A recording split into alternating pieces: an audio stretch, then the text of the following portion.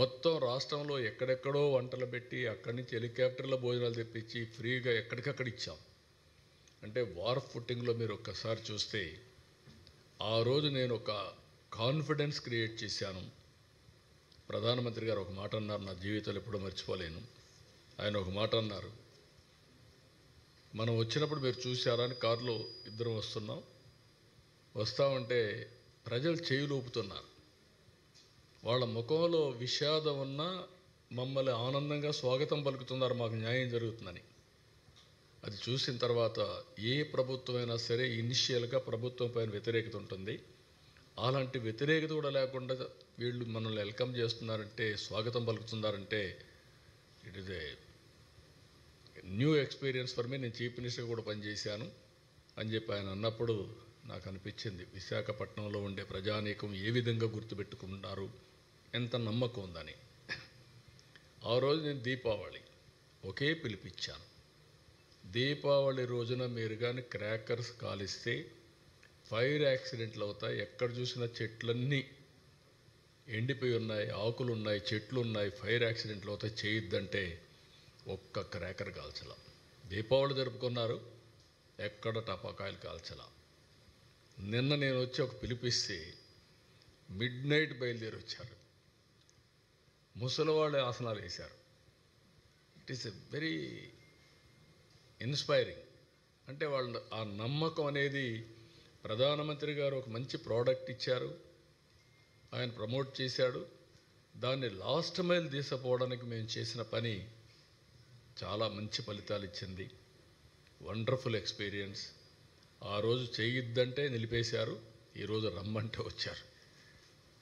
ఇదే RK beach సాక్షి, ఇదే collectorate, రెండూ కూడా అలాంటి ఒక మంచి ఎక్స్పీరియన్స్.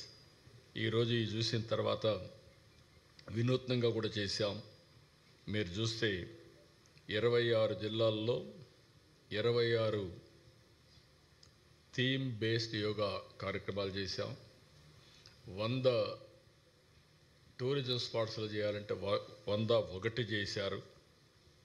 ఇంకొక పక్కన సూరత్లో 1,47,000 మందితో ఆ రోజు గిన్నిస్ రికార్డు వచ్చింది.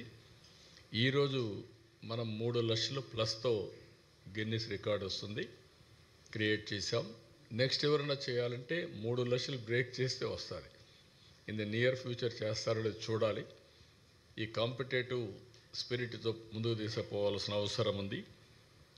ఇంకొక పక్కన మీరు చూస్తే నేను ట్రైబల్ స్టూడెంట్స్ మనస్ఫూర్తిగా అభినందిస్తున్నా, కలెక్టర్ని అభినందిస్తున్నాం. 22,122 మంది 108 మినిట్స్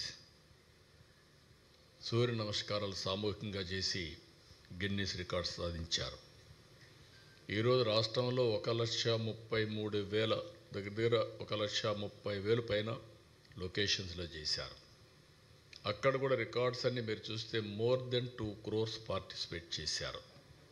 2,17,00,000 మంది పార్టిసిపేట్ చేసే పరిస్థితికి వచ్చారు. 1,44,000 మంది యోగా ట్రైనర్స్ తయారయ్యారు ఈ షార్ట్ టైంలో.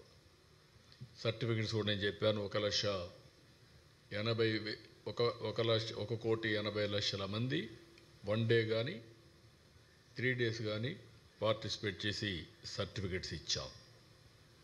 సో ఇవన్నీ కూడా కేంద్రం కూడా దీన్ని ప్రమోట్ చేయడానికి టీషర్ట్స్ అన్నీ దగ్గర 5 లక్షలు పంపించారు, మ్యాట్స్ 5 లక్షలు పంపించారు.